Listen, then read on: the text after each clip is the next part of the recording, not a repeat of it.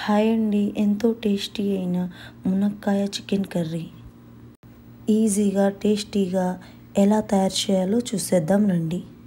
Stove మీద pan పెట్టుకొని 2 స్పూన్లు ధనియాలు, 1 స్పూన్ జీలకర్ర, కొంచెం కొబ్బరి వేసి కొంచెం కలర్ చేంజ్ అయ్యేలాగా ఫ్రై చేసి మెత్తగా పొడి చేసి పక్కన పెట్టుకోండి. స్టవ్ మీద ఒక గిన్నె పెట్టుకొని తగినంత ఆయిల్ వేసుకుని చెక్క, లవంగాలు, 1 కప్పు ఆనియన్స్ వేసి దోరగా ఫ్రై చేసుకోవాలి. అలా ఫ్రై అయిన తర్వాత 1 స్పూన్ అల్లం వెల్లుల్లి పేస్టు, 1 కప్పు టమాటాలు, టేస్ట్కి సరిపడా ఉప్పు, పసుపు వేసుకొని 10 నిమిషాలు చక్కగా మగ్గనివ్వాలి.